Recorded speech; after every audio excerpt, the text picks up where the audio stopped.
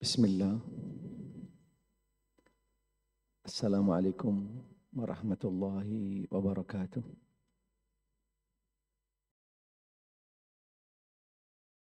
Alhamdulillah. Alhamdulillahilladzi hadana lihada wa ma kunna linahtadiya laula an hadana Allah.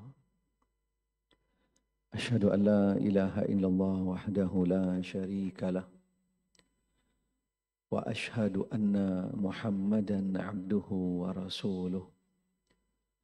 Sallallahu alaihi wa alihi wa sahbihi wa sallama tasliman katsira.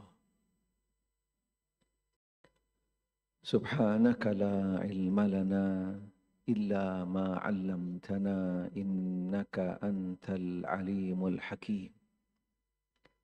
Farabbi shrah li sadri wa yassir li amri wahlul 'uqdatam min lisani yafqahu qawli. Allahumma rzuqni al-ikhlasa fil qawli wal amal fis sirri wal alan. Ma'asyiral muslimin wal muslimat, ikhwan akhawat rahimani rahimakumullah. Bapak Ibu sekalian, hadirin hadirat jamaah masjid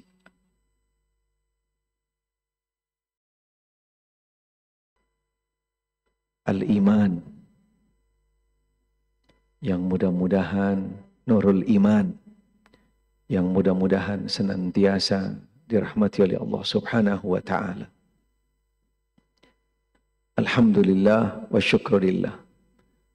Pada siang hari ini Allah subhanahu wa ta'ala mengizinkan, menakdirkan kita bersama berkumpul di salah satu rumah Allah subhanahu wa ta'ala.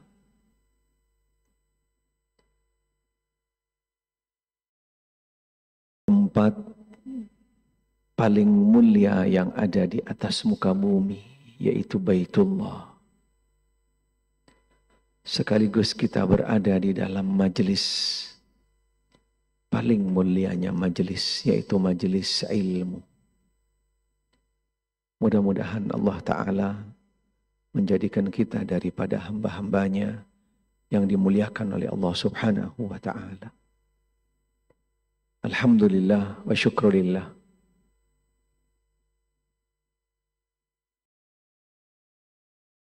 Mungkin masih sedikit yang mendapatkan informasi atau sampai ilmunya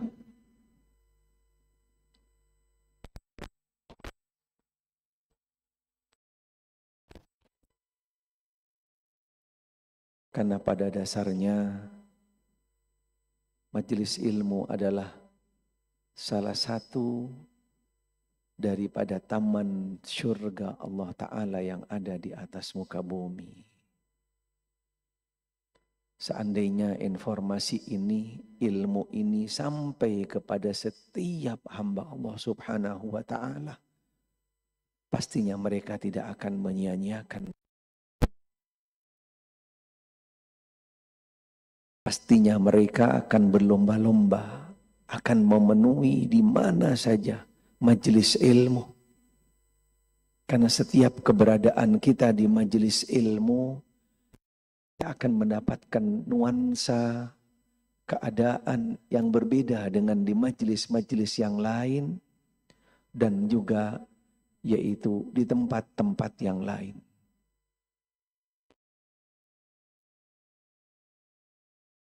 Di taman syurga Allah Subhanahu wa Ta'ala.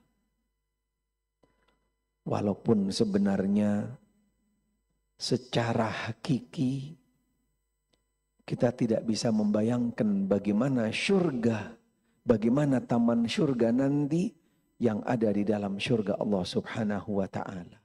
Tapi sejak di dunia, Allah Subhanahu wa Ta'ala sudah berikan sebuah gambaran kepada hambanya, kepada umatnya. Seseorang ketika berada di dalam syurga, walaupun sifatnya adalah di dunia, ada di tamannya, dia akan merasakan nuansa yang berbeda. Kondisi psikis yang berbeda. Keadaan seseorang ketika berada di dalam taman syurga Allah Ta'ala dipastikan berbeda ketika dia belum masuk ke taman syurga tersebut.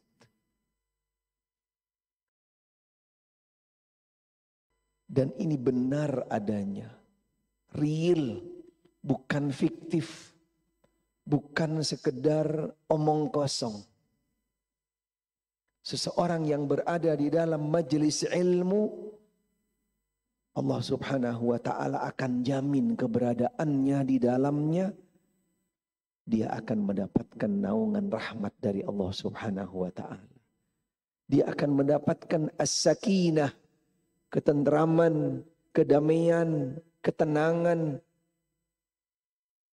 Dan juga dipastikan di dalamnya dihadiri oleh para malaikat-malaikat Allah Subhanahu wa Ta'ala. Bahkan orang-orang yang hadir di dalamnya, nama-namanya akan disebut-sebut di para penduduk langit di sisi Allah Subhanahu wa Ta'ala.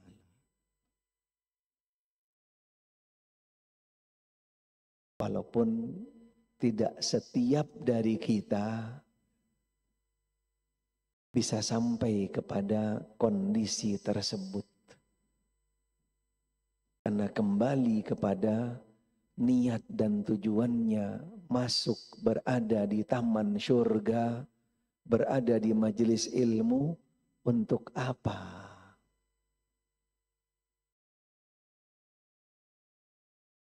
Karena ketika niatnya benar-benar ikhlas, melangkah menuju ke majelis ilmu, yang pertama sebelum nanti dia endingnya, sebelum nanti akhirnya, dia akan benar-benar diantarkan menuju ke dalam syurga Allah Ta'ala. Sejak berada di taman tersebut, dia akan merasakan ketenangan, ketentraman, kedamaian. Subhanallah. Akan benar-benar merasakan yang tadinya sebelum masuk di taman syurga ada beban, ada pikiran, ada kondisi yang tidak tenang, kondisi yang gelisah dan seterusnya. Tapi ketika berada di majelis ilmu akan sirna, hilang semuanya. Yang dia rasakan adalah ketenangan, kedamaian, rahmat yang datang dari Allah Subhanahu wa Ta'ala. Bahkan satu-satunya majelis yang ada di atas muka bumi yang akan menjamin setiap mereka yang berada di dalamnya, Allah Ta'ala akan mudahkan bagi mereka nanti langkahnya, akhir daripada perjalanannya menuju ke dalam syurga Allah Subhanahu wa Ta'ala.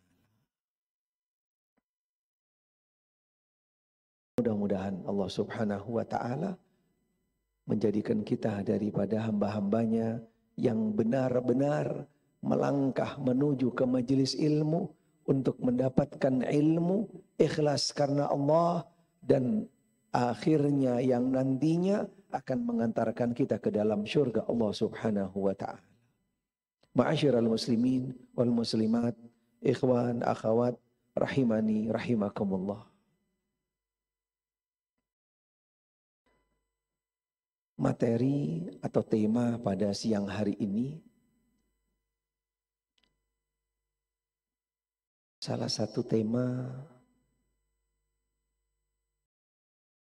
yang cukup krusial,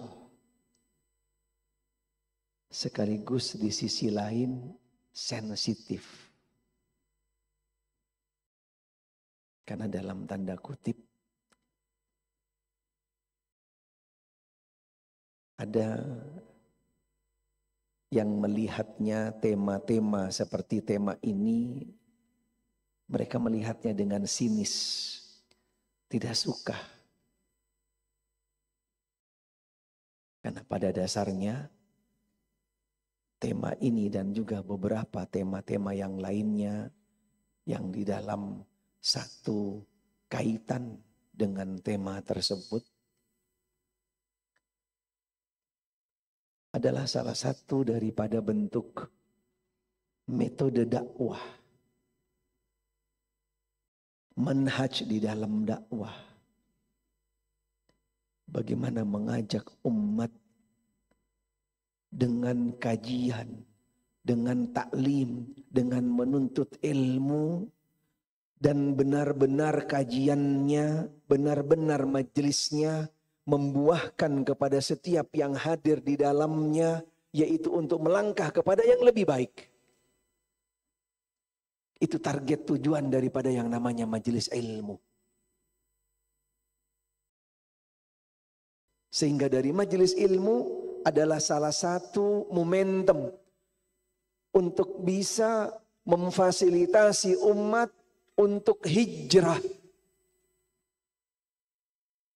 Dan ini menunjukkan adalah sebuah keberhasilan daripada majelis ilmu. Dan sekaligus sebagai kriteria daripada ilmu yang bermanfaat. Karena mohon maaf. Realita yang ada di masyarakat. Silahkan setiap dari kita bisa mengkajinya, bisa menilainya, bisa melihatnya dengan jelas, dengan objektif. Masjid-masjid yang ada di sekitar tempat tinggal kita, ada tidak yang di masjid tersebut tidak membuat yang namanya majelis taklim, majelis ilmu? Ada enggak? Nggak ada.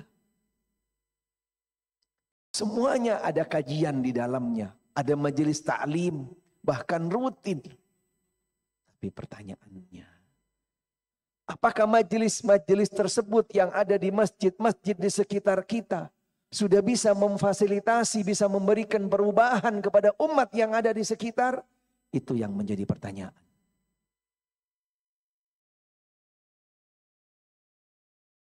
Itu yang menjadi sebuah evaluasi dan juga koreksi bagi setiap masjid yang ada.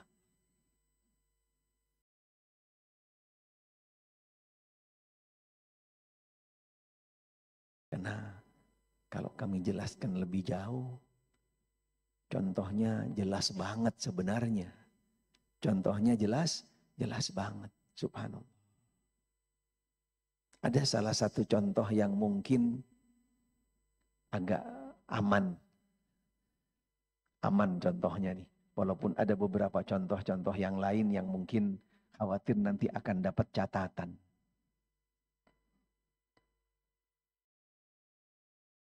Salah satu contoh dari majelis taklim yang ada di masjid-masjid tersebut yang sudah berjalan tahunan, bahkan mungkin lebih dari 10 tahun, ada yang 20 tahun.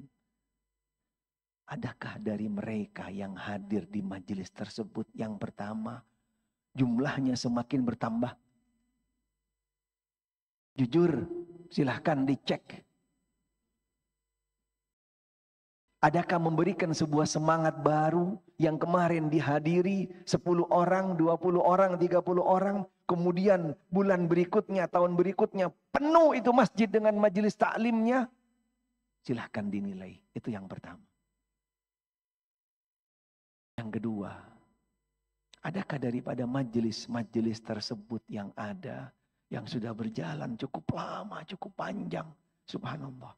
Memberikan perubahan kepada orang-orang yang hadir di majelis tersebut dan juga yang ada di sekitarnya, yang awalnya mereka sholat berjamaahnya 2 shaf berubah kemudian menjadi 3 shaf, 4 shaf, 5 shaf.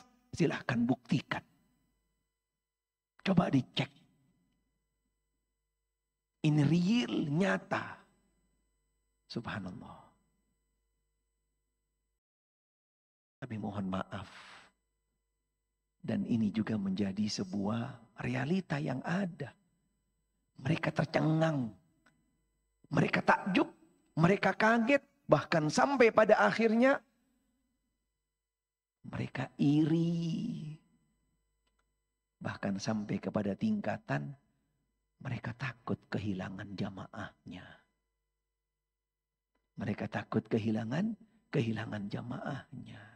Ketika kajian-kajian yang memang disetting, yang memang benar-benar kembali kepada metode yang ikhlas karena Allah, berharap ridha Allah dengan ajaran-ajaran yang murni yang datang dari Allah dan Rasulnya, subhanallah, tidak ada satupun kajian di mana saja yang didirikan, yang dilaksanakan, tidak memberikan perubahan kepada yang hadir. Tidak mungkin.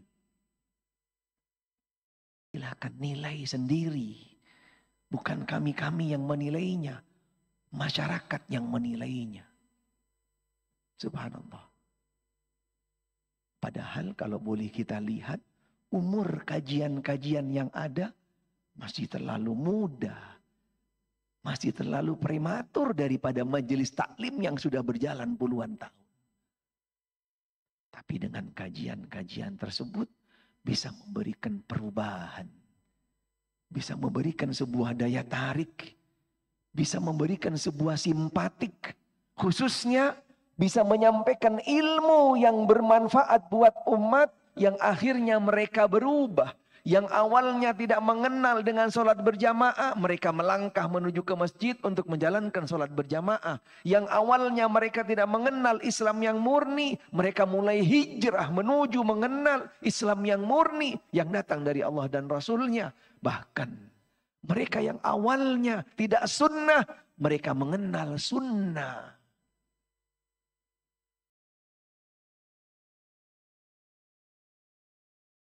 Ini real, nyata daripada majelis kajian yang ada di sekitar kita. Sehingga majelis ilmu atau kajian adalah sebagai salah satu daripada media untuk mengantarkan jamaah yang hadir di kajian tersebut untuk hijrah. Hijrah dalam artian bukan dia sifatnya adalah belum Islam. Tapi dia sebenarnya sudah Islam. Seorang muslim. Tapi hijrah di dalam makna yang seutuhnya.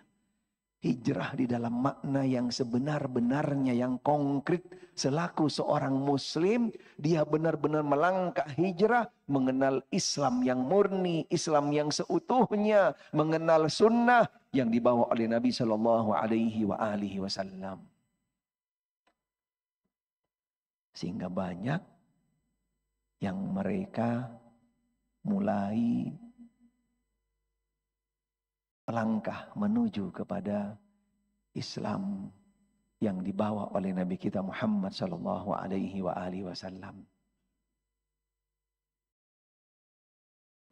Di sisi lain, ini poin yang kedua. Bagi mereka yang sudah melangkah, yang sudah hijrah, ketika Allah Subhanahu wa ta'ala bukakan hati kepada mereka, hidayah bahkan taufik dengan ilmu yang mereka terima, yang mereka dapat, karena ilmu yang bermanfaat adalah bukan cuma sekedar dicatat. Bukan sekedar banyak-banyakan hadir kajian. Bukan sekedar ngumpulkan data dan seterusnya. Tapi ilmu yang bermanfaat. Hasil buah daripada sebuah kajian adalah dengan diamalkan.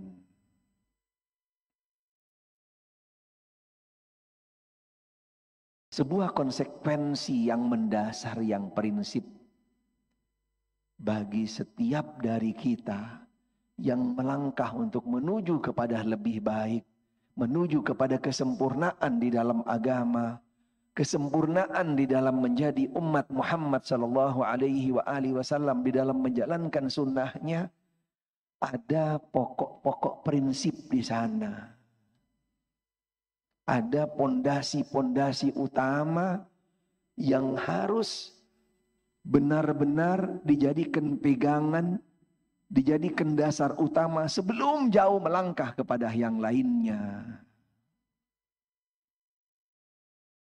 Langkah yang pertama yang harus dipersiapkan agar hijrah mereka, agar langkah mereka menuju kepada yang lebih baik, mendekati kepada kesempurnaan Islam yang murni, sunnah yang dibawa oleh Nabi Shallallahu Alaihi Wasallam. Awalilah hijrahnya yaitu dengan memantapkan tauhid, dengan memantapkan tauhid, karena ini menjadi pondasi, menjadi prinsip yang sangat mendasar, yang sangat fundamental.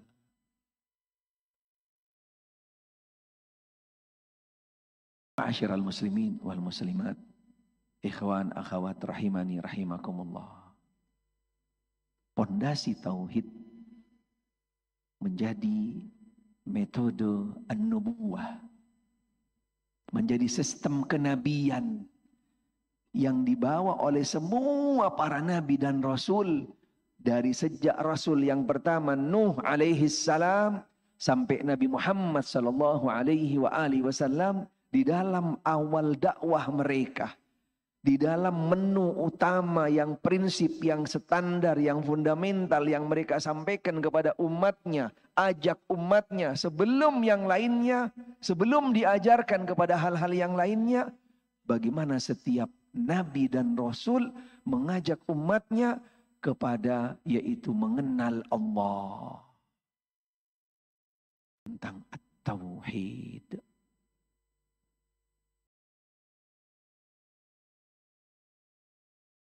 Karena mohon maaf, seperti yang pernah kami juga sampaikan di dalam pertemuan sebelumnya, yang sudah hijrah terlebih dahulu, yang sudah jauh di dalam melangkah hijrahnya, masih aja ada yang tidak mengenal siapa itu Allah. Siapa itu Allah? Masih banyak yang sudah rutin hadir kajian, masih banyak yang belum mengenal siapa itu Allah. Apalagi mereka yang masih langkah atau baru hijrah, baru melangkah untuk mengenal agama yang seutuhnya, Islam yang murni yang dibawa oleh Allah dan yang datang dari Allah dan Rasulnya Sallallahu Alaihi Wasallam, sunnah-sunnah Nabi Sallallahu Alaihi Wasallam. Konsekuensinya, penekanan utamanya adalah yaitu dengan mengenal Allah, mentauhidkan Allah, yaitu dengan mengawali hijrahnya dengan at-tauhid.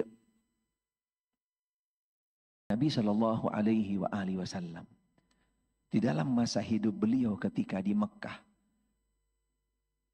sejak dari awal beliau diangkat menjadi Nabi dan Rasul, sejak hari-hari awal beliau sudah mulai mendapatkan simpatik walaupun di kalangan sekitar beliau yang jumlahnya masih bisa dihitung dengan jari. Tidak ada satupun dari mereka kecuali Nabi ajak yaitu untuk mengenal Allah, mentauhidkan Allah. Mereka benar-benar memahami tentang syahadatut tauhid. Mengenal tentang siapa Allah, bagaimana mentauhidkan Allah, memurnikan Allah, memurnikan akidah dan seterusnya. Itu menu utama yang dibawa oleh Nabi kita Muhammad sallallahu alaihi wasallam.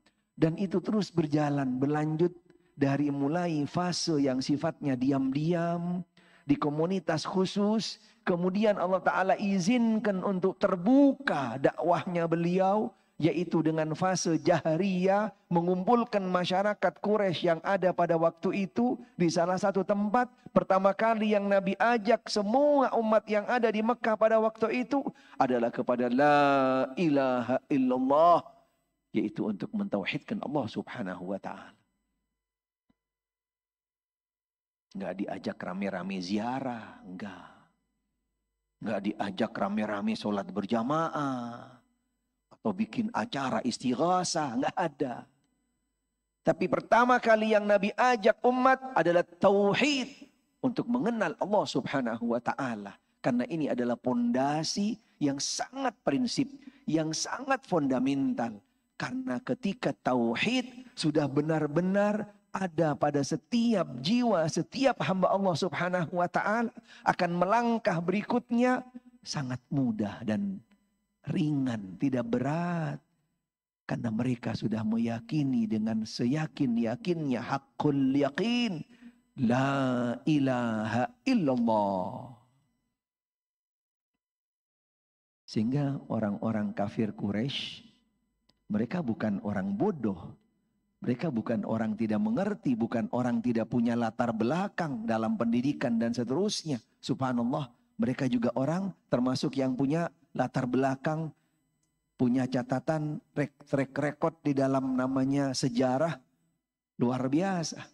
Sehingga ketika Nabi mengajak mereka kepada la ilaha illallah, subhanallah, mereka langsung spontan menentangnya, melawannya, meresponnya kepada Nabi SAW dengan respon yang sangat luar biasa.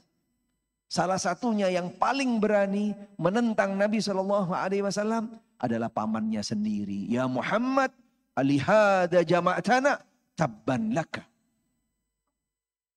Celaka engkau ya Muhammad.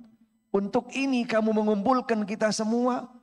Untuk mengilahkan hanya satu ilah. Sedangkan kita punya ilah yang banyak. Tabban laka ya Muhammad. Celaka engkau ya Muhammad. Subhanallah. Mereka langsung tanggap. Mereka langsung sadar. Subhanallah. Berarti ini ajarannya Muhammad mau ngerusak ajaran kita. Bagaimana kita dengan punya Tuhan ilah yang banyak. Diajak untuk hanya beribadah kepada ilah al-haq. Yang satu. Sehingga mereka langsung spontan menolak. Padahal Nabi SAW tidak ngajak yang lain. Hanya mengajak kepada la ilaha illallah. Yaitu mengajak kepada at-tauhid.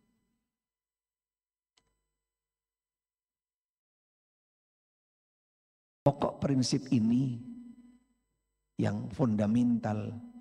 Yang menjadi dasar utama dakwah daripada setiap para nabi dan rasul, termasuk juga nabi kita Muhammad sallallahu alaihi wasallam. Dan dari sini juga kita bisa mengambil sebuah metode sebagai bentuk toladan cermin bagi kita bagaimana untuk kita mengajak umat yang mereka mulai hijrah, mulai melangkah untuk mengenal Islam yang lebih sempurna, Islam yang datang dari Allah dan Rasulnya, sunnah-sunnah Nabi Sallallahu Alaihi Wasallam berawal dari at-tauhid. Walaqad ba'athna min kulli ummatin rasulan ani'budullah wajtanibut taghut. Ini visi misi daripada setiap para nabi dan rasul. Dari sejak Nabi Nuh alaihi salam sampai Nabi kita Muhammad sallallahu alaihi wasallam. Tidaklah kami mengutus dari para nabi dan rasul kecuali hanya mengajak daripada setiap umatnya ani'budullah, mentauhidkan Allah, beribadah hanya kepada Allah, beribadah hanya kepada Allah.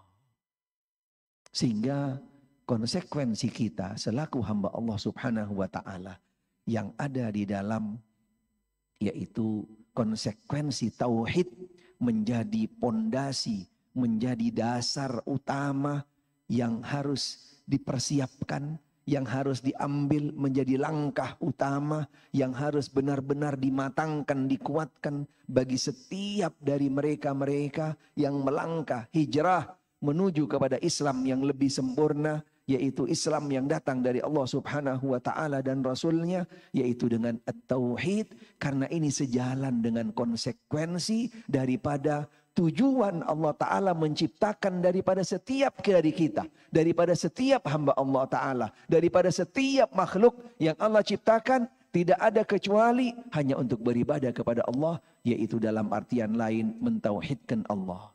Wa ma khalaqtul jinna wal insa illa liya'budu. Sejalan.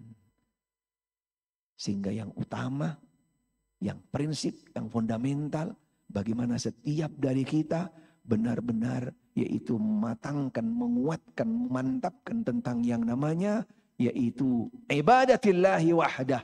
Beribadah hanya kepada Allah Subhanahu wa ta'ala. Dalam artian yang lain, ayat ini adalah mengajak kepada at-tauhid. Karena Karena konsekuensi di dalam ibadah adalah dengan mentauhidkan Allah Subhanahu wa taala. Mentauhidkan Allah Subhanahu wa taala. Karena di dalam prinsip ibadah ada dua. Prinsip ibadah ada dua. Yang pertama adalah apa prinsip ibadah? Al-ikhlas. Ikhlas ini adalah sinkron dengan makna yang namanya at-tauhid. Ketika seseorang ikhlas di dalam ibadah, berarti dia mentauhidkan Allah Subhanahu wa taala. Mentauhidkan Allah Subhanahu wa taala. Yang kedua, prinsipnya adalah sesuai dengan panduan tuntunan yang datang dari Rasulullah sallallahu alaihi wasallam.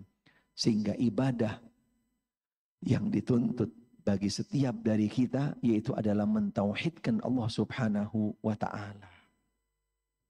Yang kedua,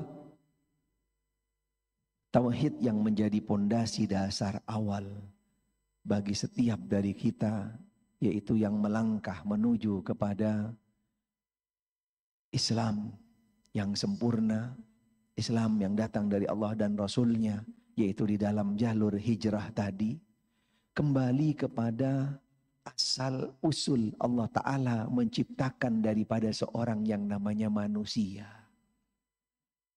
Kalau tadi konsekuensi diciptakannya, yang kedua asal usul seorang yang namanya manusia diciptakan oleh Allah Subhanahu wa taala dan dia dalam keadaan mentauhidkan Allah. Dalam salah satu hadis sahih, kullu mauludin yuladu alal fitrah. Setiap daripada hamba Allah Ta'ala dilahirkan di dalam keadaan fitrah. Apa yang dimaksud dengan fitrah di sini? Adalah al-Islam. Al-fitrah adalah al-Islam. Apa yang dimaksud dengan al-Islam di sini adalah tauhid, yaitu mentauhidkan Allah Subhanahu wa taala. Mentauhidkan Allah Subhanahu wa taala. Sehingga tauhid adalah menjadi pondasi awal, menjadi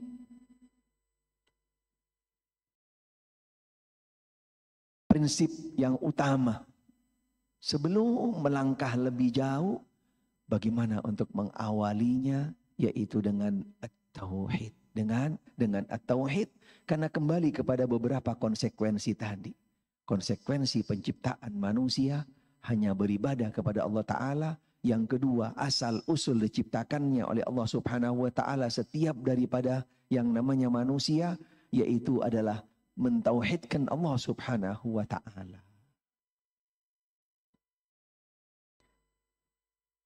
Ketika kembali kepada metode dakwahnya Nabi sallallahu alaihi wasallam. Metode dakwahnya yaitu yang mengajak daripada setiap umatnya kepada tauhid, dan ini menjadi metode dasar, metode prinsip daripada setiap nabi, bukan Nabi Muhammad sallallahu alaihi wasallam saja. Karena pada dasarnya setiap nabi dan rasul bagaimana mengajak umat sebelum mengajak yang lain, sebelum mengajarkan yang lain, sebelum menyampaikan daripada menu-menu dakwah yang lainnya, mengawalinya yaitu dengan at-tauhid.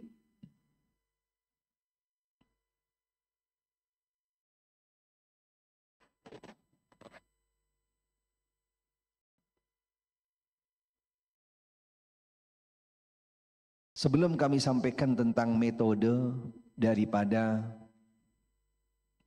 para nabi dan rasul, kami sedikit jelaskan kembali,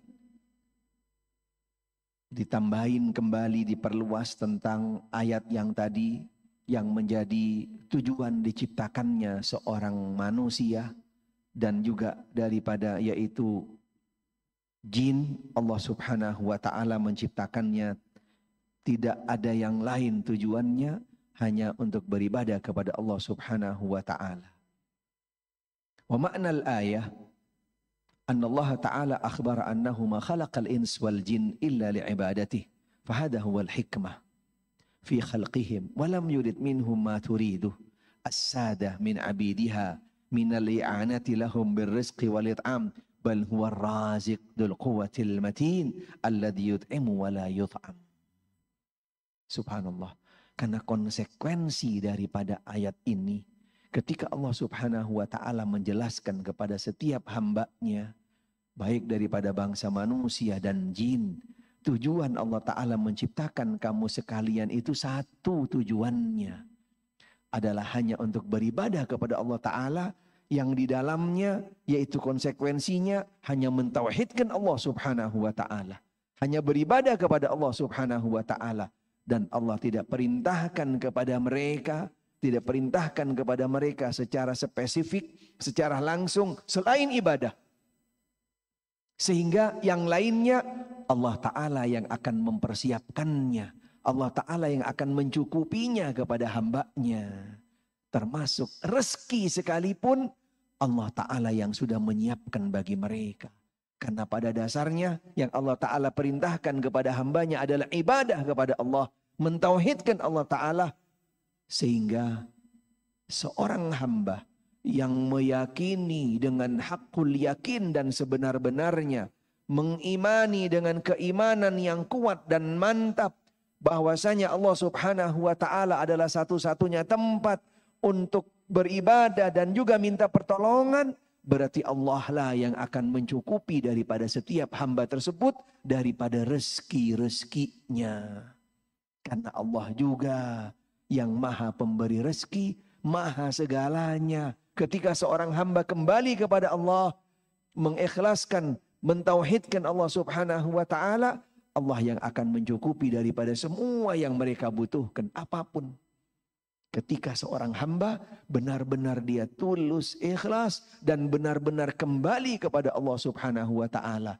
Karena pada dasarnya Allah lah yang memberikan rezeki. Allah yang memberikan kepada kita yang namanya makanan dan minuman. Dan Allah tidak butuh dengan yang namanya makanan dan minuman daripada hambanya. Kelanjutan daripada ayat tersebut di dalam surat Ad-Dariyat tadi, wa ma khalaqtul jinna wal insa illa liya'budun ma uridu minhum min rizqin ayyut'imun innallaha huwar razzaqu dzul quwwatil matin. Allah tidak butuh dari kita yang namanya makanan minuman. Allah yang mencukupin kepada kita makanan, minuman, rezeki dan seterusnya. Karena Allah huwar razzaqu dzul quwwatil matin. Konsekuensi seseorang yang berjalan melangkah dan pondasi awalnya adalah mentauhidkan Allah, hanya beribadah kepada Allah dan benar-benar tauhidnya mantap, kuat, dia sangat yakin sepenuhnya bahwasanya Allah yang akan mencukupi dari apapun yang dibutuhkan oleh seorang hamba, apapun kebutuhannya. Karena seorang hamba ketika mentauhidkan Allah, ketika dia hanya beribadah hanya kepada Allah, mengilahkan Allah yang hak, dia juga akan yakin Allah yang akan memberikan perlindungan, penjagaan yang akan mencukupi daripada kehidupannya. Bagaimanapun kondisinya, apapun yang terjadi, mau ada inflasi, mau kenaikan harga, mau ada krisis dan seterusnya, dia yakin huwar razzaqu dzul quwwatil matin.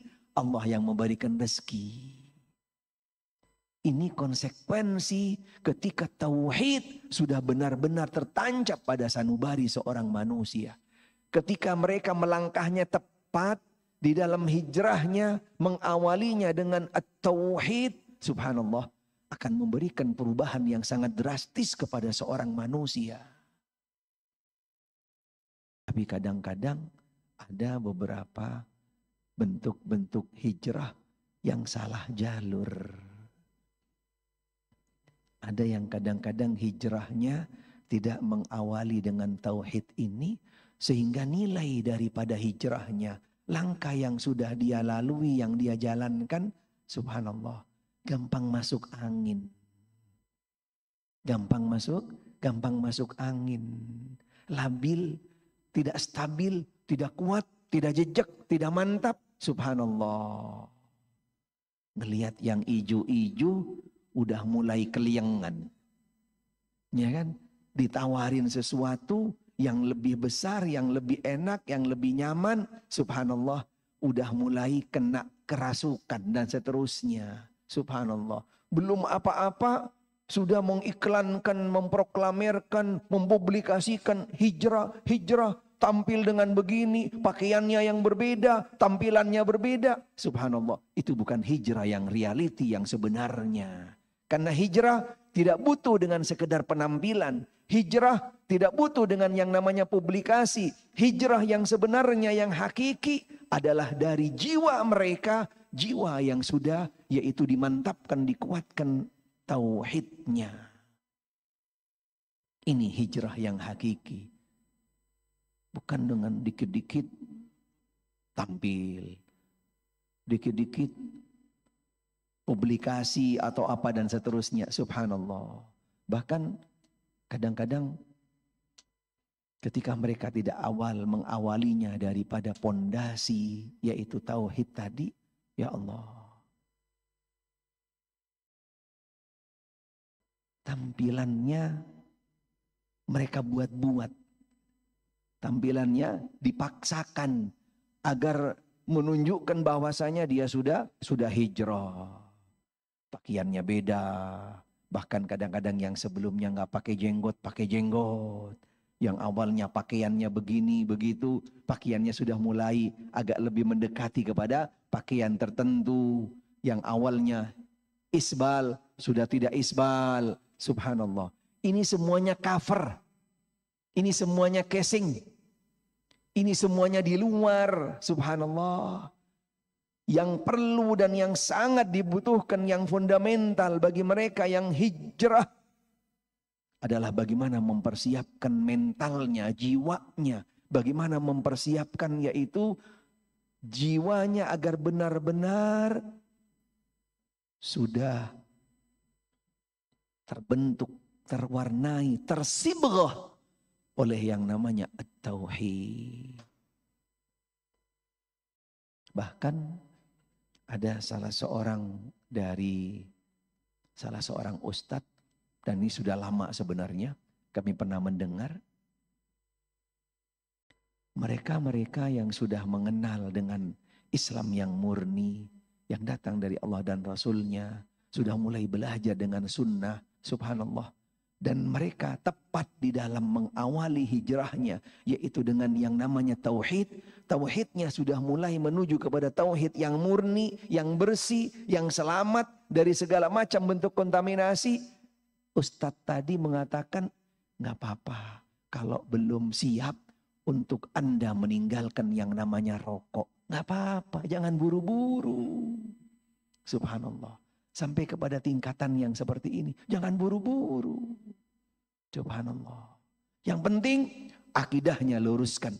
Yang penting tauhidnya lurus, bersih. Subhanallah. Yang awalnya dia adalah orang-orang yang tidak sesuai di dalam tuntunan yang datang dari Allah dan Rasulnya di dalam akidahnya.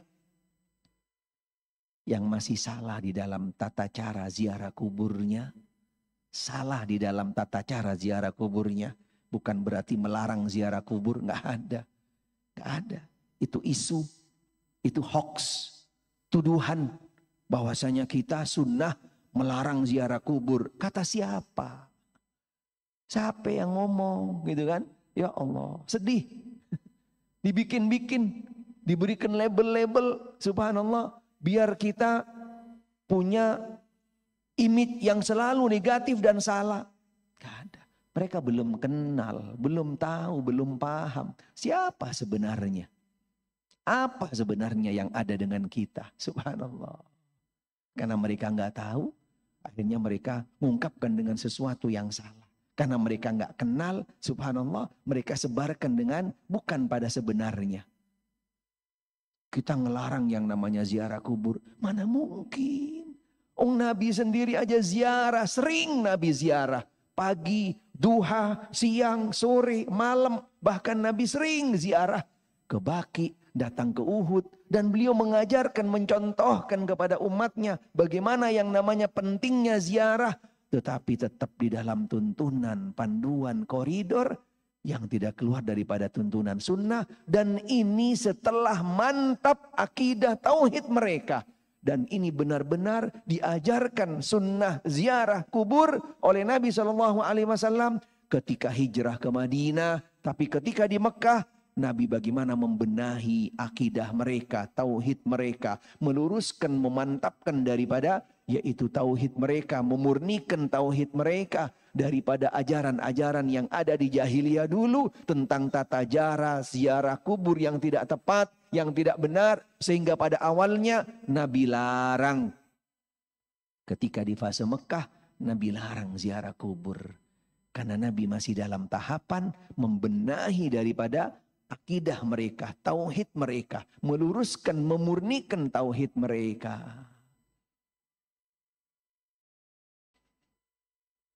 Sehingga tahapan yang dilakukan oleh Nabi SAW,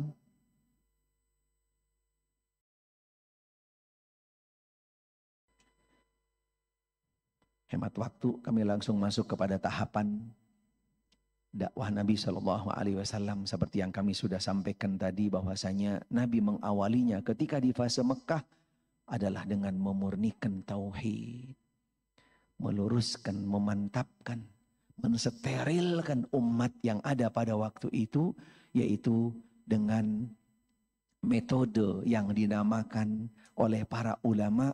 Metode tersebut yaitu pemantapan tauhid, pemurnian tauhid, atau meluruskan tauhid dengan metode tazkiyatun nafs.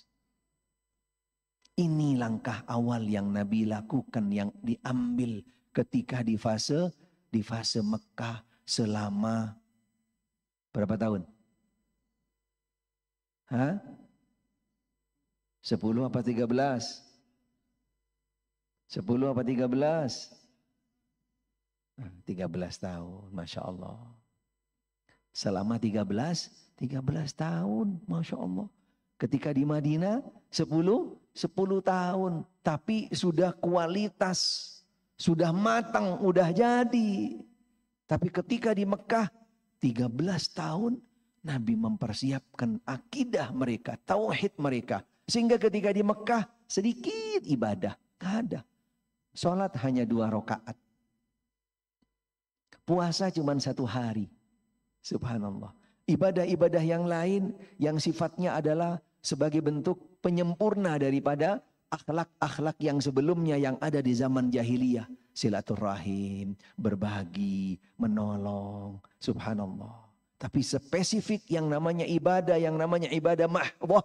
Subhanallah. Salat saja diwajibkannya di akhir daripada fase Mekah. Kurang lebih sekitar 6 bulan sebelum hijrah. Subhanallah. Bayangkan. Selama 11 tahun, 12 tahun, bahkan mendekati 13 tahun. Tidak ada di sana yang namanya diajak untuk sholat berjamaah di masjid. Gak ada, belum. Subhanallah. Tapi bagaimana yaitu dimantapkan, dikuatkan.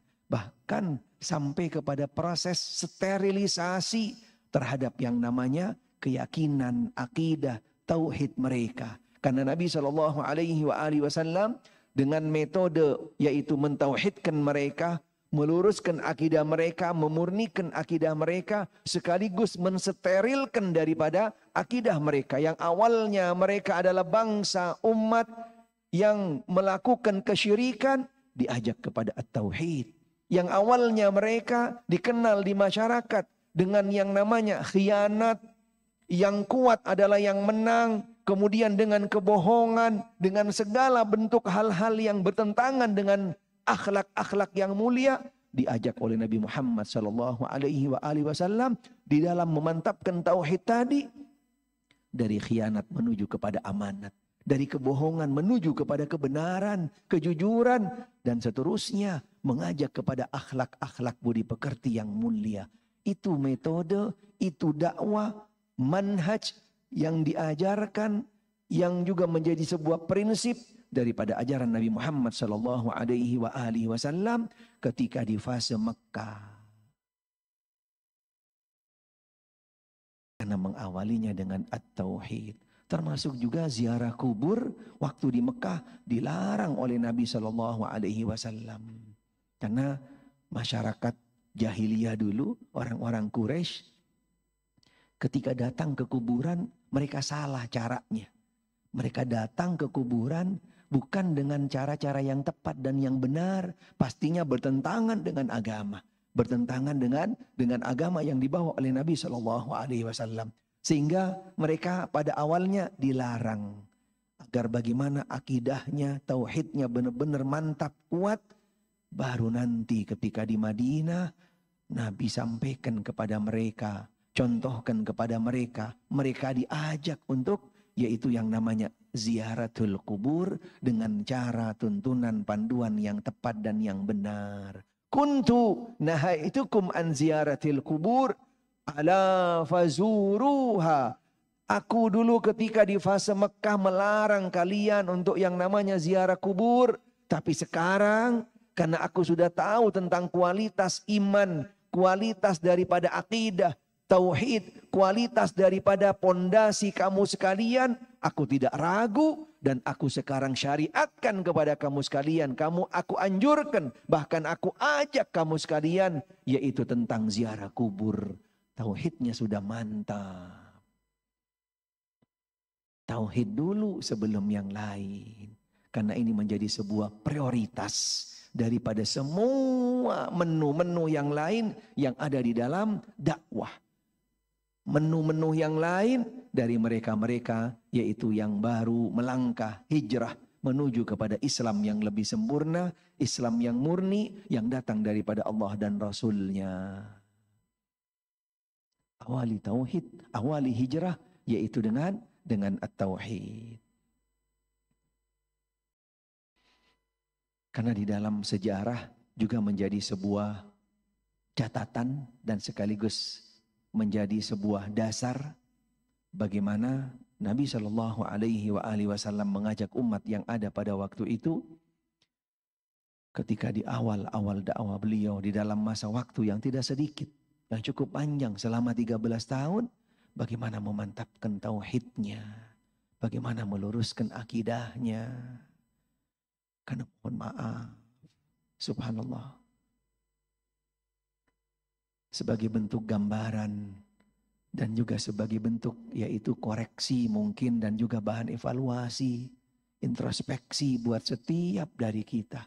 Karena masih banyak saudara-saudara kita karena tidak mengawalinya tadi daripada yang namanya yaitu hijrahnya dengan tauhid.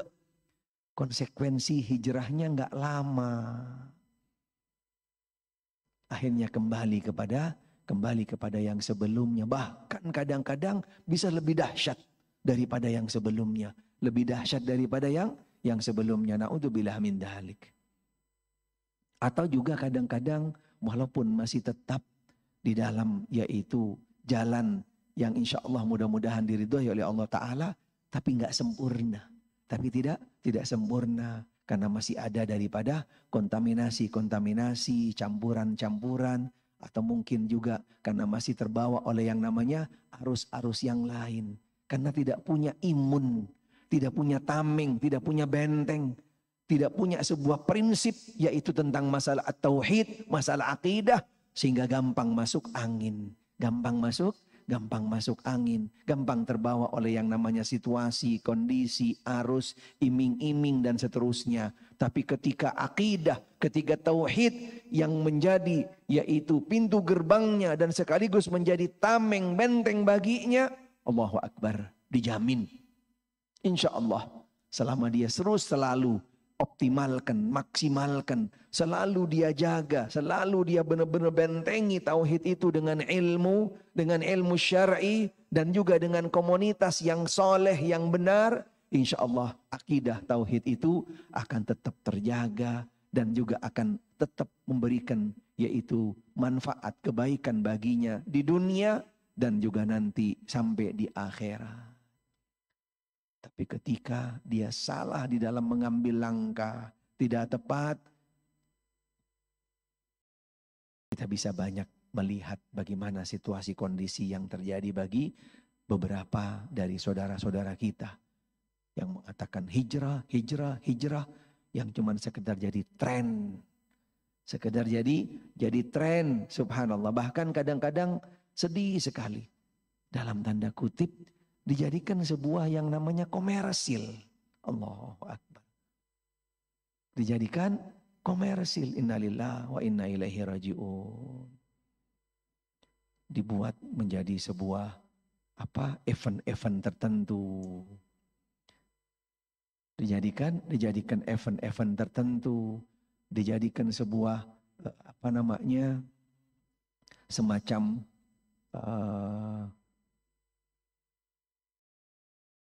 publikasi yang notabene kembali kepada tujuan-tujuan duniawi. Naudzubillah min dzalik. Naudzubillah min dzalik.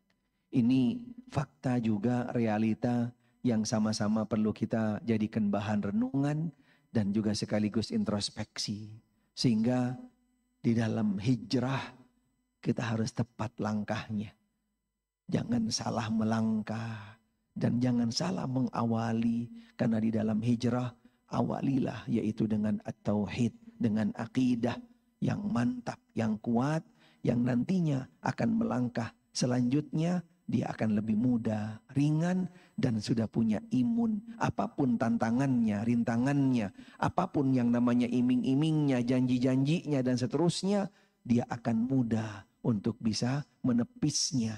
Untuk mudah dia bisa menghalaunya dan seterusnya. Karena akidah, tauhid sudah benar-benar tertancap di dalam sanubarinya.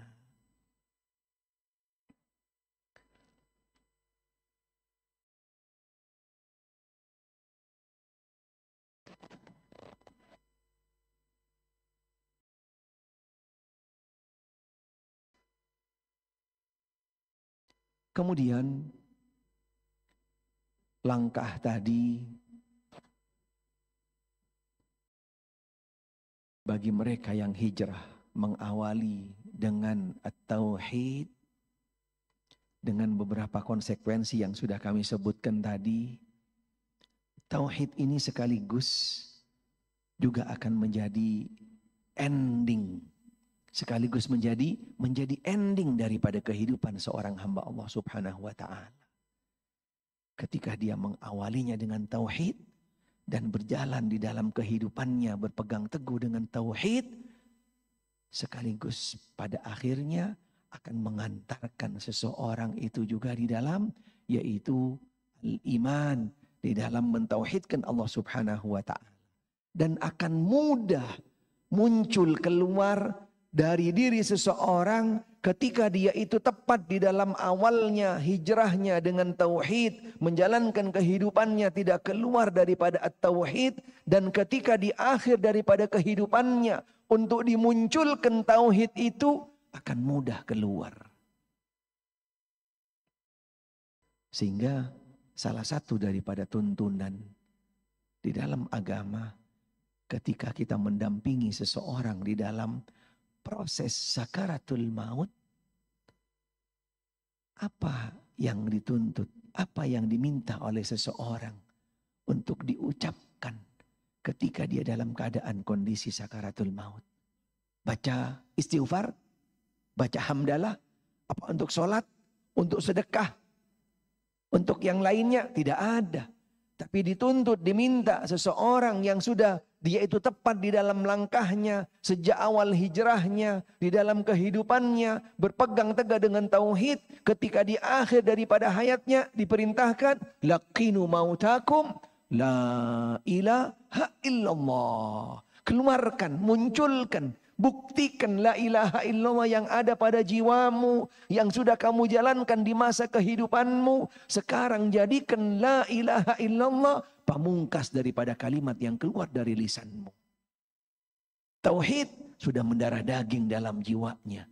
La ilaha illallah sudah menyatu di dalam jiwanya. Subhanallah. Ketika ditalqin di akhir-akhir, di masa-masa sakaratul maut, akan mudah itu keluar kalimat tauhid. Laqinu mautakum la ilaha illallah. Karena disinilah waktunya talqin. Bukan setelah proses dikubur. Kalau dikubur, udah ma'assalama ila liqa fil jannah. Subhanallah. Udah gak kedengeran lagi. Subhanallah. Bagaimana makhluk yang sudah ada di dalam tanah baru mau ditalkin.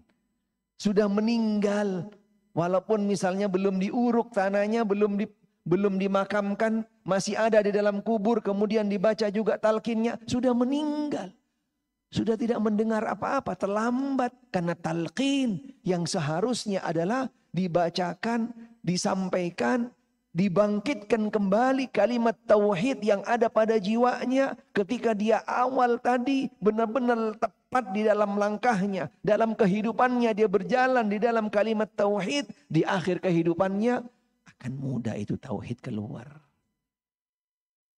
Laqinu mautakum bila ilaha illallah. Apa konsekuensinya ketika seseorang yang tepat tadi dalam langkahnya, di dalam hijrahnya, di dalam menjalankan kehidupannya, tidak keluar daripada koridor tauhid, dan akan dia mengakhiri kehidupannya di dunia, yaitu juga dengan kalimat tauhid. Allah Ta'ala menjamin, man kana akhiru kalamihi fid dunya la ilaha illallah dakhalal jannah.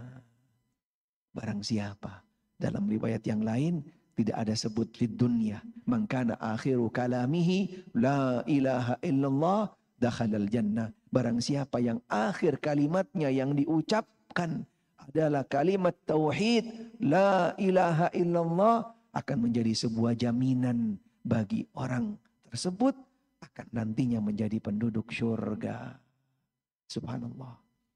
Ini langkah jalur yang harus ditempuh bagi setiap dari kita sebenarnya. Bukan hanya kembali kepada mereka yang hijrah.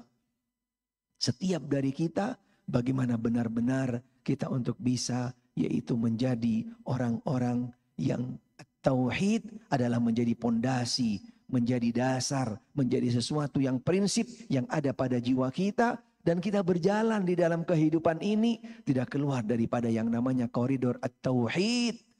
Karena nantinya pada akhir daripada kehidupan kita, kalimat tauhid itu akan dimunculkan kembali.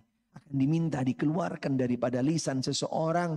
Karena ketika kalimat itu muncul, diucapkan di akhir kehidupannya di dunia, akan membuahkan sebuah konsekuensi yang memberikan kebahagiaan baginya sejak di dunia. Dan juga nanti khususnya ketika di akhirat menghadap Allah Subhanahu wa ta'ala. Karena orang-orang yang di dalam kehidupan dunianya berjalan di atas tauhid dan mengakhiri kehidupannya yaitu dengan kalimat tauhid, menunjukkan hati-hati mereka adalah hati yang steril, hati yang bersih, hati yang suci, hati yang dinamakan di dalam Al-Quranul Karim dengan hati qalbun salim. Man atallaha biqalbin salim, bahwasanya seseorang nanti di akhirat tidak ada yang bisa diandalkan lagi. Tidak ada gunanya apa-apa yang dimiliki oleh setiap daripada yang namanya manusia. Harta, keturunan, jabatan, golongan, warna darah, keturunan dan seterusnya. Semuanya tidak ada punya nilai di sisi Allah Subhanahu wa ta'ala. Yauma la yanfa'u malun wala banun illa man atallaha biqalbin salim. Hari di mana Allah Ta'ala sudah tidak akan menerima lagi, tidak ada harganya lagi, tidak ada nilainya lagi. Ditolak semuanya oleh Allah Subhanahu wa ta'ala. Apapun yang dimiliki oleh seorang hamba, kekayaannya, keturunannya, jabatannya, dan seterusnya. Hanya mereka-mereka yang datang menghadap Allah Ta'ala dengan qalbun salim. Yaitu dengan hati yang bersih, hati yang suci, hati yang murni. Yaitu hati yang mentauhidkan Allah Subhanahu wa ta'ala. Qalbun salim adalah qalbun muwahhid. Hati yang mentauhidkan Allah Subhanahu wa ta'ala. Sehingga mereka-mereka dan setiap dari kita tentunya berusaha, berupaya bagaimana langkah kita pun juga harus tepat dan benar. Tidak hanya kembali kepada mereka-mereka yang baru hijrah. Setiap dari kita dituntut juga harus bagaimana menjadikan tauhid yang murni sebagai pondasi, sebagai prinsip utama, sebagai prioritas utama yang benar-benar kita jaga, kita selalu tingkatkan, selalu kita lindungi dan seterusnya. Dan kita juga berjalan di dalam kehidupan dunia ini di atas tauhid yang nantinya akan mengakhiri kehidupan kita juga di dalam kalimat tauhid yang terakhir yang kita ucapkan yang akan mengantarkan kita yaitu menghadap Allah Subhanahu wa taala dengan hati yang bersih, yang suci, hati yang mentauhidkan Allah yang nantinya akan memasukkan kita ke dalam syurga Allah Subhanahu wa taala.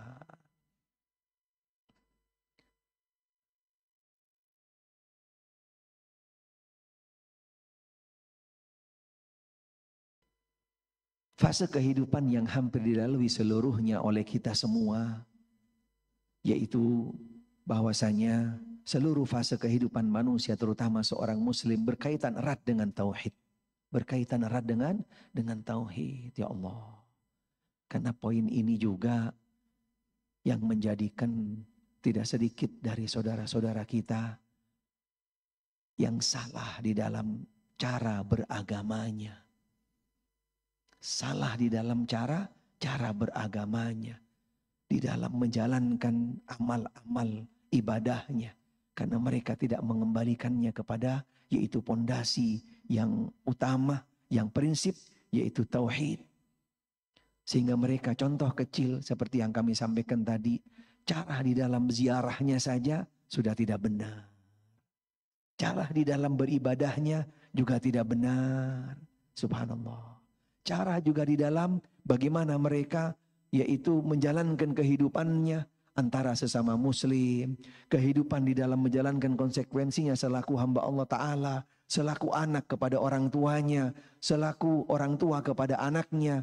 Antara famili, kerabat. Antara kehidupan muslim yang saudara muslim yang satu dengan yang lainnya. Dan juga antara masyarakat secara umum. Subhanallah. Mereka semuanya perlu dikembalikan kepada pondasi dasar yaitu at-tauhid. Tapi ketika mereka pondasinya adalah tauhid, dijamin di setiap langkahnya, di setiap apapun yang dia lakukan, baik yang sifatnya ibadah, kembali kepada Allah Subhanahu wa taala dan hubungan antara sesama dan juga konsekuensi yang lainnya akan benar-benar tidak keluar daripada koridor at-tauhid.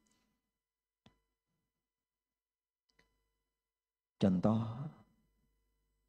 kita masih banyak lihat saudara-saudara kita di dalam ini masalah yang sering kita lihat sebenarnya dan juga kadang-kadang yang sering menjadi sebuah kerancuan. Pada dasarnya kita tidak pernah melarang. Kita tidak pernah melarang yang namanya ziarah kubur. Tapi yang kita luruskan adalah cara-caranya. Karena ada sebagian dari saudara-saudara kita salah di dalam bagaimana sebenarnya menjalankan yang namanya ziarah kubur. Yang seharusnya, yang intinya, yang tujuannya daripada syariat ziarah kubur adalah agar memberikan manfaat bagi kita yang hidup. Memberikan manfaat yaitu sebuah peringatan bagi kita dan juga memberikan manfaat bagi mereka yang sudah meninggal, yang sudah berada di alam kubur dengan kita mendoakan mereka. Tapi ada sebagian dari saudara-saudara kita yang salah di dalam hal ini. Sehingga mereka lebih melakukannya terbalik. Yang seharusnya kita itu datang ke kuburan untuk menjadikan peringatan itu kuburan, tapi malah kita minta kepada yang namanya ahli kubur. Ada enggak? Ada enggak yang seperti itu kira-kira? Masih ada di sekitar kita. Masih ada sebagian daripada saudara-saudara kita. Padahal mereka untuk meningkatkan daripada tingkatan mereka ketika berada di alam kubur, untuk menambah amal mereka, untuk lebih banyak lagi mendapatkan karunia dari Allah Ta'ala, Ketika mereka berada di alam kubur, mereka sudah tidak bisa berbuat apa-apa. Mana mungkin mereka akan bisa memberikan manfaat buat orang yang sudah masih yang ada di dunia. Buat mereka sendiri, mereka tidak mampu. Karena seandainya mereka diberikan kesempatan, Allah Ta'ala berikan kepada mereka kesempatan berikutnya yang kedua, untuk hidup lagi ke dunia, pasti yang mereka lakukan adalah amal soleh. Tapi mereka sudah tidak bisa, tidak mampu, sudah selesai. Waktunya bukan untuk amal bagi mereka, waktunya mereka untuk menerima doa dari kita yang masih hidup. Mereka butuh daripada yang namanya doa-doa kita. Kita butuh dari mereka adalah sebagai bentuk peringatan. Bahwasanya kita nanti pada waktunya juga akan ngikut seperti mereka, akan nyusul mereka. Hingga kadang-kadang kita masih banyak jumpain dari saudara-saudara kita minta kepada yang namanya kuburan. Walaupun mereka berdalih, saya enggak minta ke kuburan. Saya tidak minta ke kuburan, subhanallah. Saya minta kepada Allah, perantara daripada ahli kubur. Apa bedanya? Apa bedanya? Mereka tidak bisa dijadikan perantara. Subhanallah. Karena di dalam yang namanya berdoa, di dalam agama sudah jelas, tegas. Allah sendiri yang mengajarkan kepada setiap umatnya, setiap hambanya. Ud'uni astajib lakum. Berdoalah kamu sekalian kepada aku. Sungguh aku akan berkenan atas doa-doa kamu. Allah tidak mengajarkan kepada yang namanya hambanya ketika berdoa. Minta perantara-perantara kecuali perantara yang memang Allah Ta'ala juga ajarkan di dalam Al-Quran dan juga As-Sunnah. Tapi ketika jadikan mereka orang-orang yang ada di alam kubur, yang sudah tidak mampu untuk bisa yaitu bermanfaat buat mereka sendiri, tapi kemudian dijadikan perantara oleh yang namanya sebagian dari saudara-saudara kita, di sini yang perlu kita luruskan. Di sini yang perlu kita luruskan agar mereka bisa lebih tepat, agar mereka benar-benar lebih maksimal, dan agar apa yang mereka lakukan benar-benar sampai kepada yaitu titik tujuan yang benar yang akan membuahkan hasil bagi mereka. Apa yang mereka lakukan di sini adalah pastinya yaitu kembali kepada kemurnian tauhid mereka. Lurus daripada tauhid mereka. Tapi ketika mereka benar-benar tadi kembali kepada pondasi yang awal, pondasi yang utama, yang prinsip, yaitu mengawali dalam langkahnya, dalam kehidupannya, termasuk juga dalam hijrahnya dengan at-tauhid, dan berjalan dalam kehidupannya di atas koridor at-tauhid, dan nantinya berakhir pun di dalam at-tauhid yang akan mengantarkan dia ke alam, yaitu mengantarkan dia ke dalam syurga Allah Subhanahu wa ta'ala.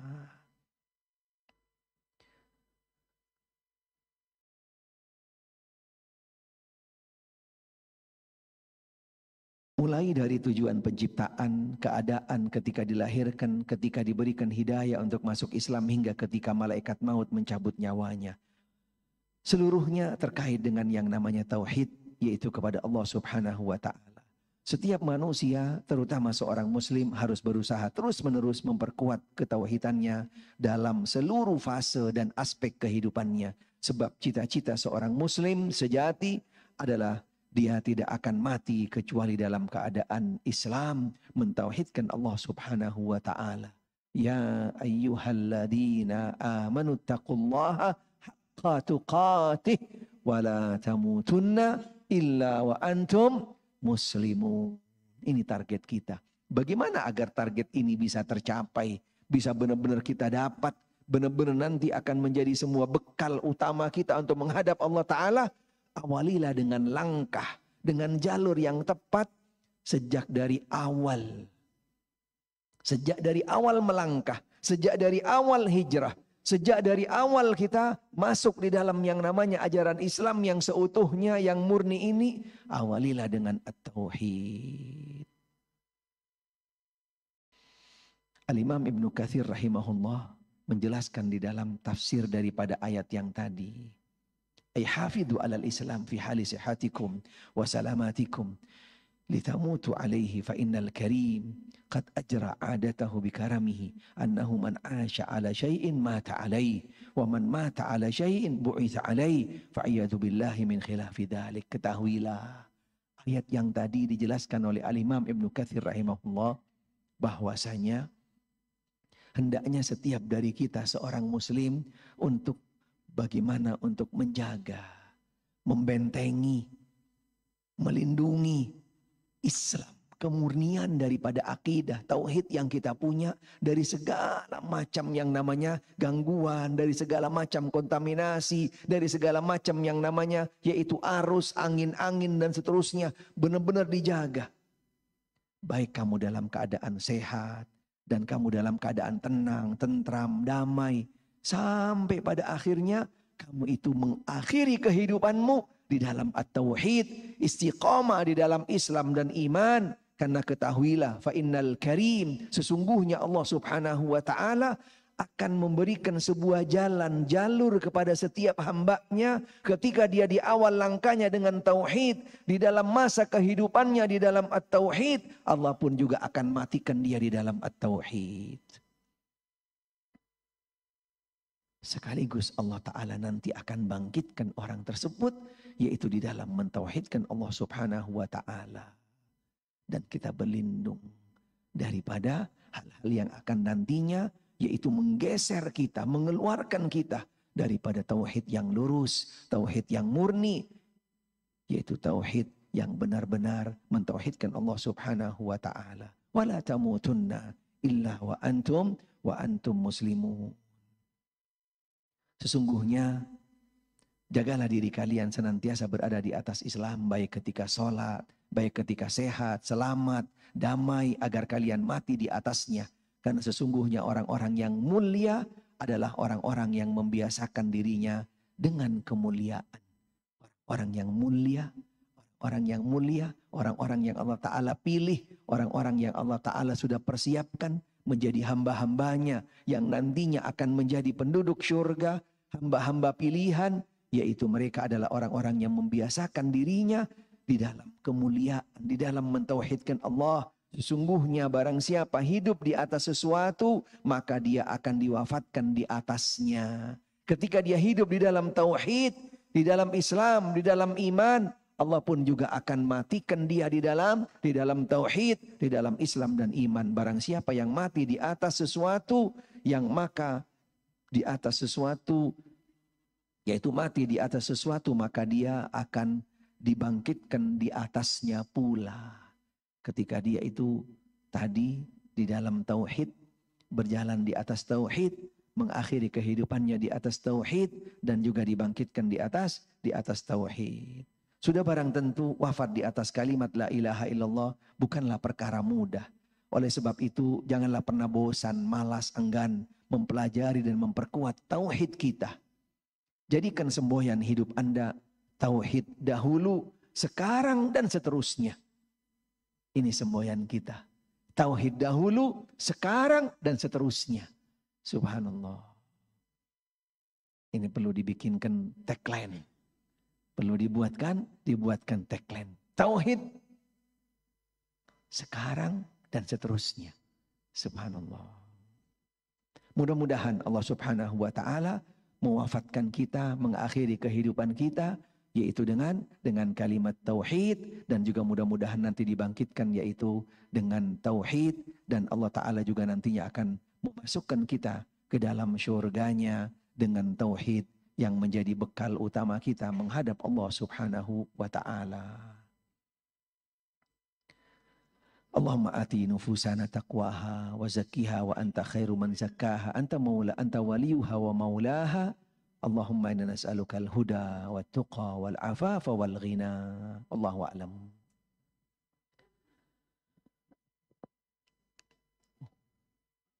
Waduh.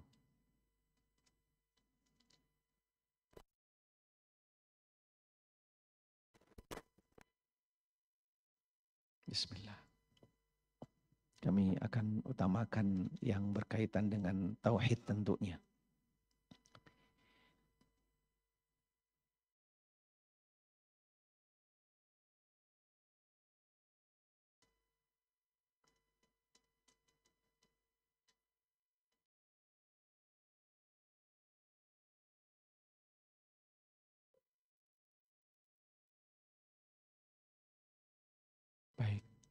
Pertanyaan dari salah seorang yang dia baru hijrah keluar dari perusahaan ribawi. Dia hijrah, dia tinggalkan, dia mencari yaitu ladang yang lain, tempat yang lain. Dia hijrah, mudah-mudahan ikhlas karena Allah Subhanahu wa ta'ala. Karena pastinya Allah Ta'ala sudah menjamin rezeki daripada setiap hambanya. Nggak perlu khawatir. Tidak perlu khawatir. Tidak ada satupun daripada hamba Allah Ta'ala yang tidak dijatah, dibagi daripada rezekinya. Jadi tidak perlu khawatir. Ketika dia langkahnya tepat, mengawalinya sebelum jauh untuk cari usaha yang lain, mantapkan tauhidnya dulu. Persiapkan bekali dirinya dengan ilmu syar'i, dengan belajar, dengan mengenal Allah, dengan memantapkan kualitas tauhidnya, subhanallah, akan memudahkan dia untuk nanti melangkah selanjutnya dengan penuh keyakinan atas janji dan kemudahan yang datang dari Allah Ta'ala. Setelahnya, boleh-boleh saja dia untuk mencari usaha yang lain dengan sambil ikhtiar. Dengan sambil ikhtiar cari usaha yang halal, yang murni, yang pastinya akan juga semakin mendorong daripada kualitas tauhidnya, daripada sumber yang halal. Di sisi lain dia meningkatkan tauhidnya dengan belajar dan juga tetap dia untuk ikhtiar. Karena ikhtiar di sini adalah sebab.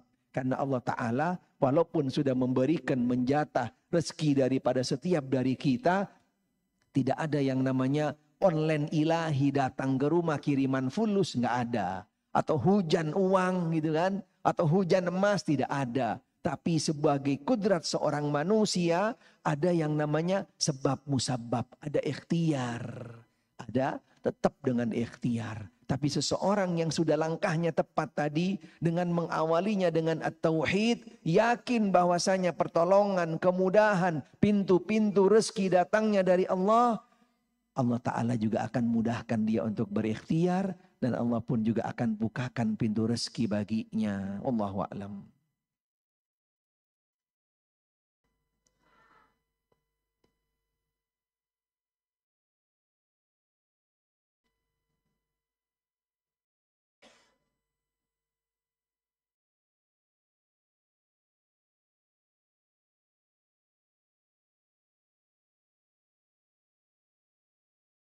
Apa arti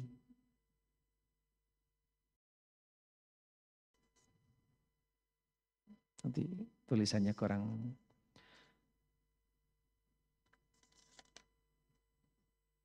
ketika kita kurang ilmu dalam menjalankan apa ya.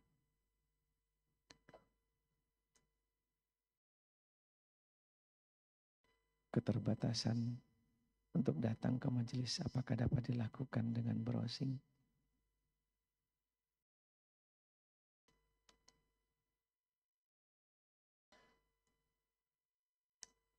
Baik.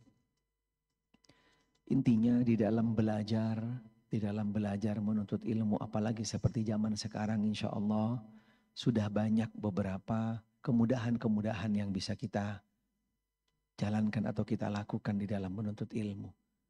Pastinya yang lebih besar pahalanya dan lebih banyak manfaatnya ketika dia hadir langsung di majelis ilmu.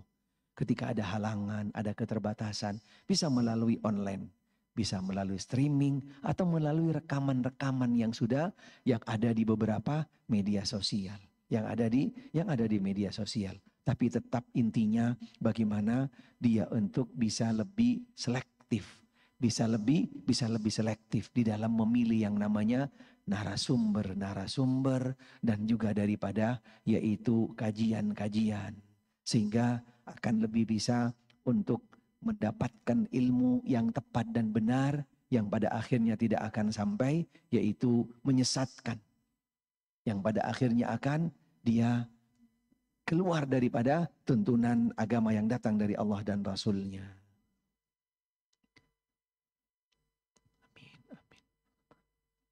Bagaimana caranya memantapkan tauhid? Beliau jarang ibadah wajib. Dengan alasan Allah yang mengetahui isi hati kita. Tiap saya nasihati dengan lembut, beliau marah dan bilang, tidak perlu. Jadi seperti orang yang paling benar. Diajak. Baik, mudah-mudahan Allah Subhanahu wa taala berikan hidayah, taufik, istiqomah bagi mereka-mereka yang baru hijrah, bahkan yang baru masuk di dalam agama Islam. Karena pada dasarnya bahasa, ada sebuah bahasa alibi yang ada di masyarakat yang mengatakan bahwasanya yang penting hatinya. Yang penting hatinya. Subhanallah. Ini dari satu sisi benar sebenarnya.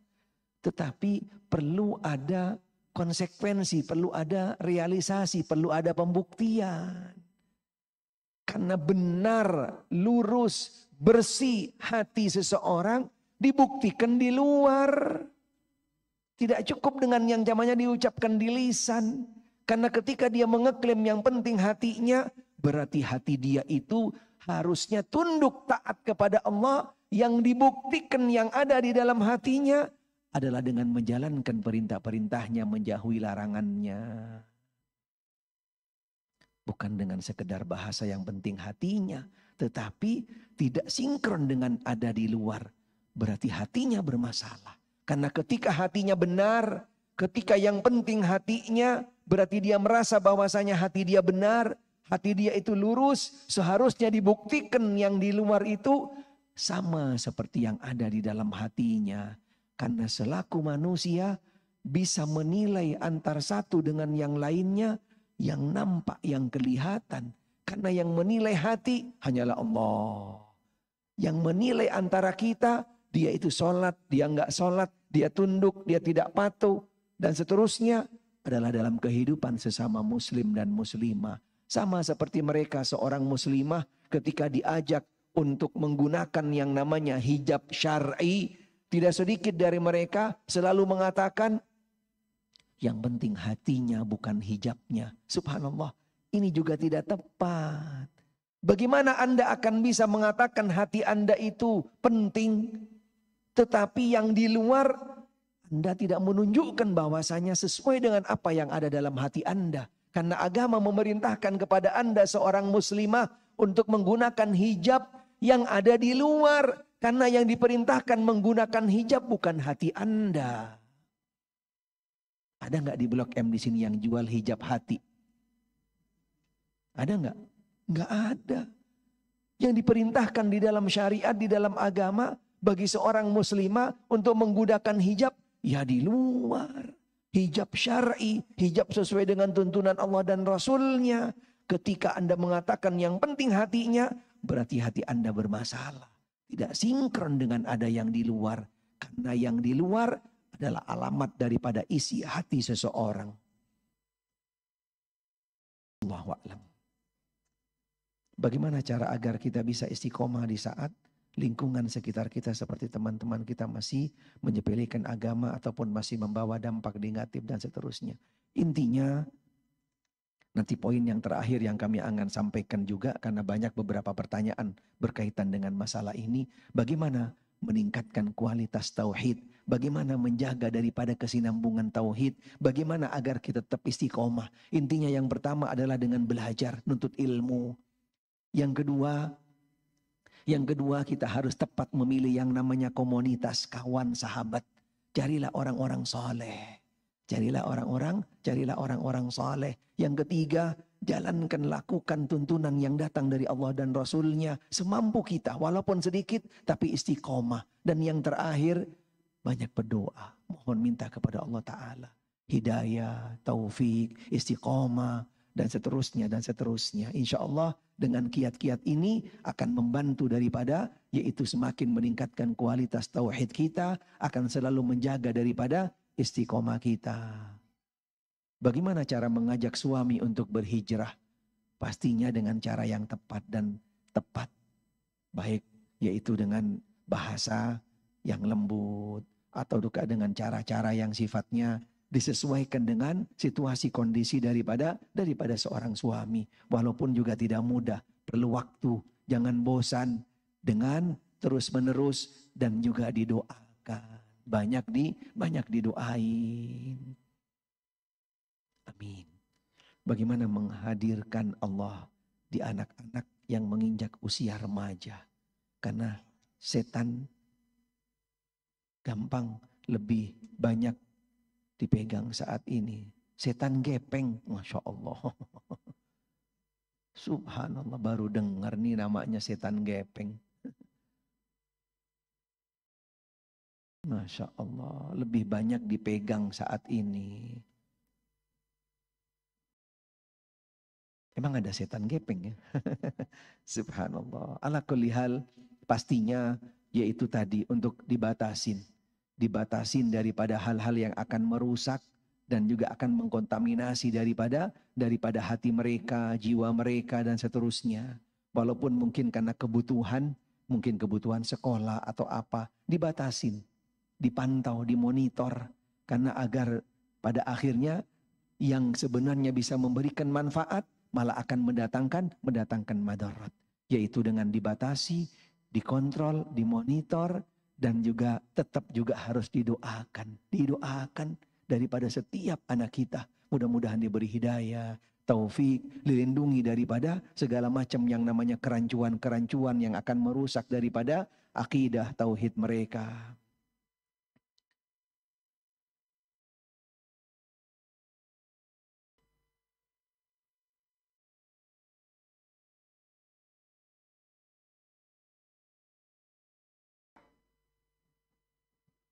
Hidayat datangnya dari Allah. Siapapun dari kita tidak bisa membagi yang namanya hidayah. Seseorang yang sedang mencari agama, subhanallah, paling tidak kita bisa mungkin dengan cara berikan buku kepada mereka atau diskusi dengan mereka dan seterusnya. Walaupun sebenarnya hidayah yang akan bisa menentukan seseorang itu menerima Islam atau dia nggak nerima Islam dan seterusnya kembali kepada Allah Subhanahu wa taala. Selain kita tetap usaha berbuat baik kepadanya, berbagi yang namanya hal-hal yang sifatnya akan bisa membangkitkan daripada semangat dia untuk masuk Islam dengan cara yang baik, dengan cara yang tepat. Amin. Apakah sebelum manusia diturunkan ke bumi asal manusia adalah di surga? Benar, Nabi Adam alaihissalam sebelum Allah Ta'ala turunkan ke dunia, ke bumi, asal usulnya Nabi Adam berada di surga. Baik, nah. Yang terakhir yang ingin kami sampaikan insya Allah besok ba'da asar kajian kitab Al-Firqatun Najiyah. Di tempat ini juga insya Allah. Ba'da asar insya Allah.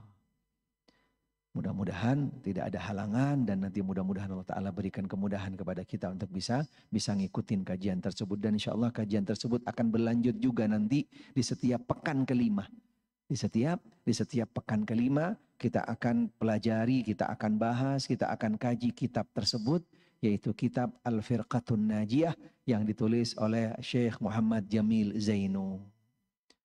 Taib, mudah-mudahan itu yang bisa kami sampaikan dalam pertemuan hari ini atau kali ini, mudah-mudahan bisa menjadi ilmu yang bermanfaat serta kami doakan mudah-mudahan semua para penanya mendapatkan hidayah dan taufik dari Allah Subhanahu wa taala dan juga buat kita semua. Yang benar datangnya dari Allah Ta'ala, yang salah dari diri kami. Mudah-mudahan Allah Ta'ala memaafkan kami dan akhirnya kita tutup kajian kita pada sore hari ini yaitu dengan doa kafaratul majlis. Subhanakallahumma bihamdik syadu an la ilaha illa anta astaghfiruka wa atubu ilaik. Wa sallallahu wa sallam ala Muhammad wa alihi wa sahbihi wa sallam. Walhamdulillahi rabbil alamin. Wassalamualaikum warahmatullahi wabarakatuh.